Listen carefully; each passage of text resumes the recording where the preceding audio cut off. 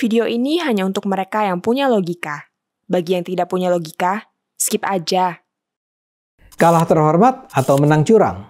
Pertanyaan itu diajukan ke saya oleh seorang anggota DPR dalam sebuah acara talk show di sebuah stasiun televisi swasta terkemuka. Konteksnya adalah pertarungan merebut kursi di DPR. Saya ini kan sebenarnya warga senior yang sudah berusia lebih dari 60 tahun. Tapi dalam arena politik praktis, saya itu bisa disebut newbie alias pendatang baru. Baru masuk PSI tahun lalu dan pertama kali ikut dalam kampanye pemilu sebagai caleg pada akhir tahun lalu. Sementara orang-orang yang ikut dalam talk show itu adalah mereka yang sudah cukup lama terlibat dalam pemilu. Saya dianggap naif dan terlalu lurus karena saya bilang saya tidak mau mengucurkan dana untuk membayar para pemilih untuk memilih saya. Buat saya, tindakan semacam itu melanggar etika dan seharusnya tidak dilakukan. Saya katakan pada para politisi itu, PSI menolak sama sekali penyuapan rakyat. Itu adalah kecurangan menurut saya.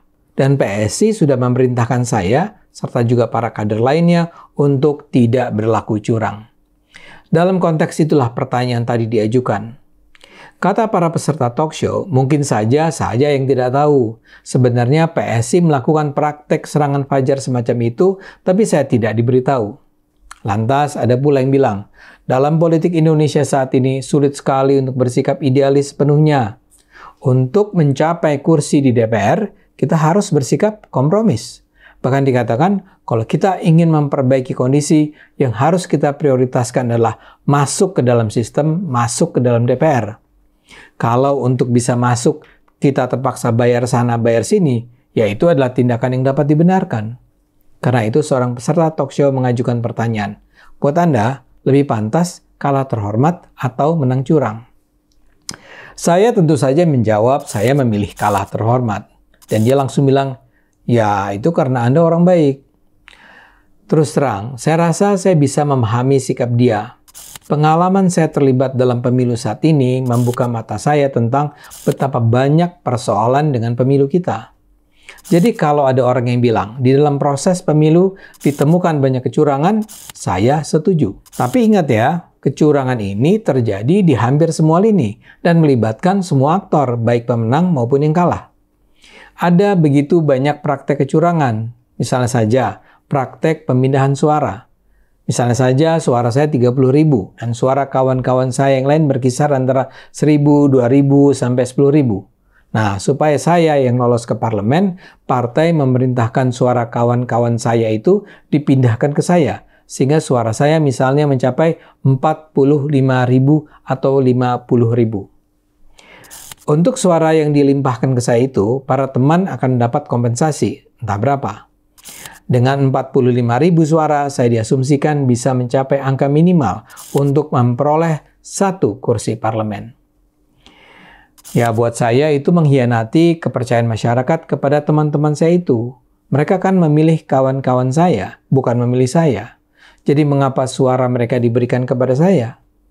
Itu salah, tapi lazim dilakukan. Dalam sejumlah kasus lainnya, pemindahan suara dilakukan antar partai. Jadi misalnya saja, 1.000 suara saya tiba-tiba ada di suara caleg dari partai lain.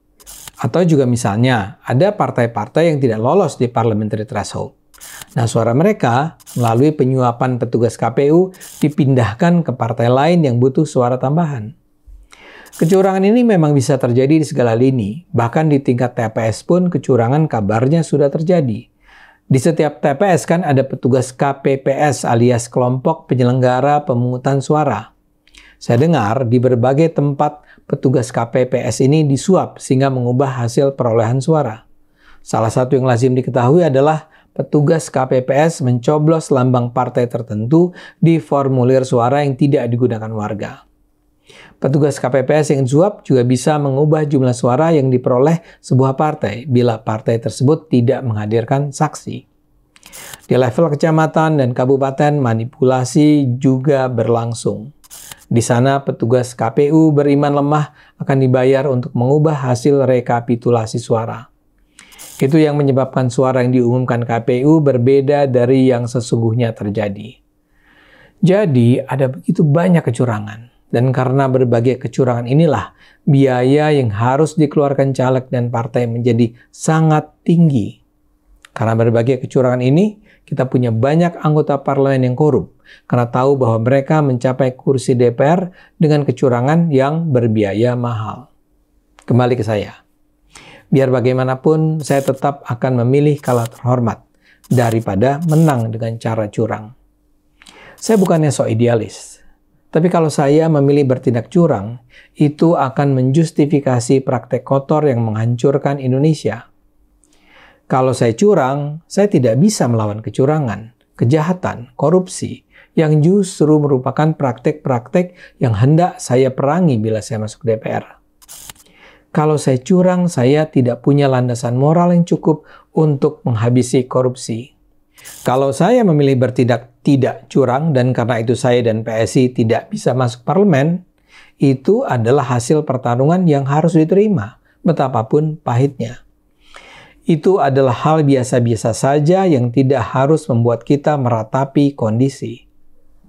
Dan kalau saya merasa perjuangan melawan korupsi, ketidakadilan, kejahatan masih harus dilakukan, ya saya harus melakukannya dengan beragam cara lain, baik melalui partai ataupun di luar partai. Kedepan saya dan PSI akan harus bertarung lebih keras lagi untuk bisa masuk DPR, tetap dengan cara yang bersih.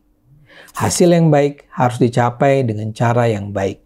Kita tidak boleh mentoleransi kecurangan. Kita harus tetap bersih. Ayo gunakan akal sehat, karena hanya dengan akal sehat Indonesia akan selamat.